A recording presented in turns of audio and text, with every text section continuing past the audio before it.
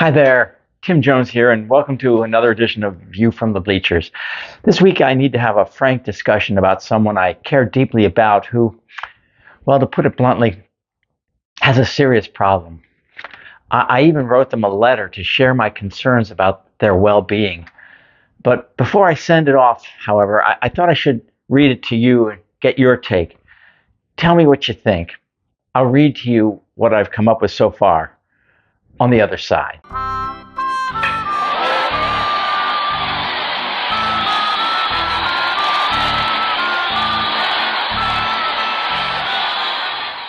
Welcome back.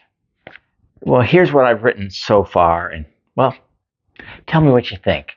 Dear country music, it's your pal Tim here. I'm one of your biggest fans. I've seen Randy Travis, Brad Paisley, and John Denver in concert. Okay, so you're saying John Denver was more of a folk singer than country. Fair point. I'll give you that. But my point is that I've loved you, country music, my entire adult life. And even the really old stuff like Eddie Arnold and Hank Williams and George Jones, no relation to me. That said, I'm not quite sure what you were thinking when you came up with songs like Grandma Got Run Over by a Reindeer or that song called Drop Kick Me Jesus Through the Goalposts of Life. What were you thinking when you came up with that one, buddy? I assume you were probably going through a rough patch. It happens to the best of us. I'm writing to you today because, well, I think it's time that we had a serious chat. You see, I've been noticing a disturbing pattern lately, and I'm starting to worry about you. It just seems like every time I turn on the radio to listen to your music, there's another ballad about drinking. Don't believe me? Well, here are just a few songs that I heard on the radio over the course of my morning coffee. This song called Drink in My Hand by Eric Church.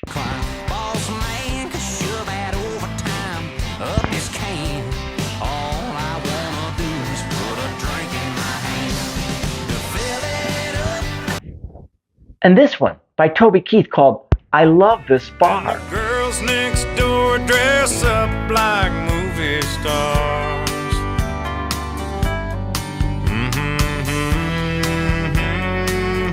I love this bar. Then just a few minutes later, this same came on. Miranda Lambert's Tequila Does.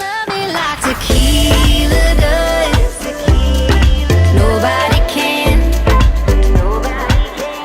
He don't get me that border town buzz like tequila does. Okay, I'll admit that last one is a very catchy tune. But that's not the point of this letter. My point is this. Country music, I'm starting to get concerned. I think you may have a drinking problem. Now, before you get defensive, hear me out. I'm not saying this just to be judgmental or to rain on your parade. But lately, it seems like you just can't go a single playlist without mentioning whiskey or beer or some other form of liquid courage. As I was writing to you that last sentence in this letter, I had you playing in the background. And right out of the starting gate, my Alexa app delivered the following little ditty. Don't care about what I think I'll just stay here and drink. Hey, putting you. I'll just stay here and drink? Seriously? I mean, come on. How many songs about whiskey lullabies or whiskey river does one genre need? And I just checked. There are more than 20 country songs about tequila alone, including, Tequila Makes Her Clothes Fall Off, and Tequila on a Boat, and Straight Tequila Night, and A Little Tequila Time. What exactly is your obsession with tequila, buddy? I've tried it. I have to say, it tastes nasty. Ugh. Country music. I know you like to party down. I know you like to drown your sorrows in a shot glass and reminisce about the girl that broke your heart, but you always have to have a drink in your hand when you sing about your stories? I mean, look at yourself, buddy. Alcohol has been a staple of your repertoire since the beginning. Oh, from Red Foley to Tammy Wynette, it's been a central theme in many of your greatest hits, like Drunk on a Plane or the iconic It's 5 O'Clock Somewhere. God, I love that song. I get it, but times change, my friend, and maybe it's time for you to put down the bottle. Now, I'm not saying that you have to go cold turkey or anything drastic like that.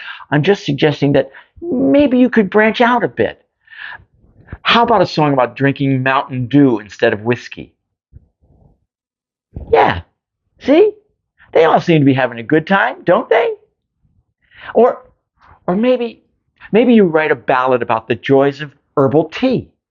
I hear chamomile tea can be quite soothing. I'm just saying, every third song doesn't have to be about day drinking tequila shots, does it?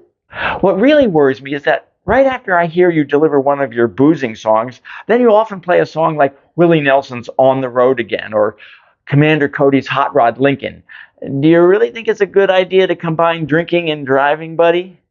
And it seems you can't even go fishing without a case of beer on board.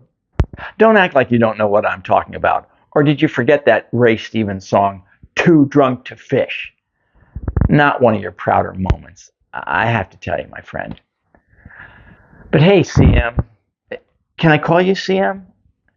Don't take this the wrong way. I still love you, even though I think you may be in serious denial about your drinking and driving and boating problem.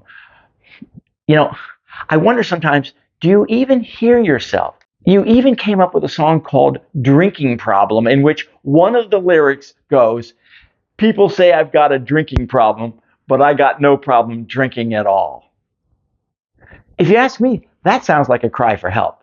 Hey, buddy, normally I'd be the first one on the dance floor kicking up my cowboy boots when Garth Brooks' song Friends in Low Places comes on.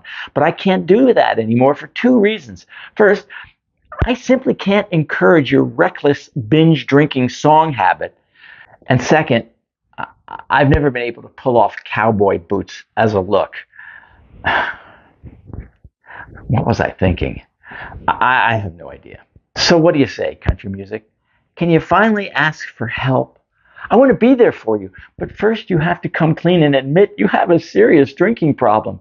You need to look in the mirror and face the fact that songs like 10 Rounds with Jose Cuervo, yeah, yet another tequila song. Seriously, what is it with you and tequila, dude? Well, these things will only make your alcohol addiction worse. Now, I believe in you, country music. I know you can turn things around. How about cranking out some sober ballads about how much you love your mama? Or maybe a tearjerker about watching your little girl grow up. Those are healthier choices.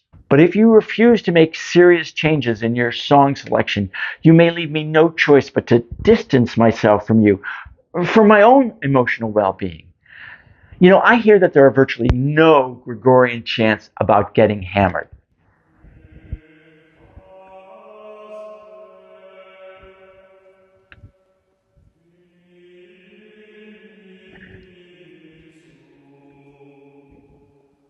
Please don't make me resort to that.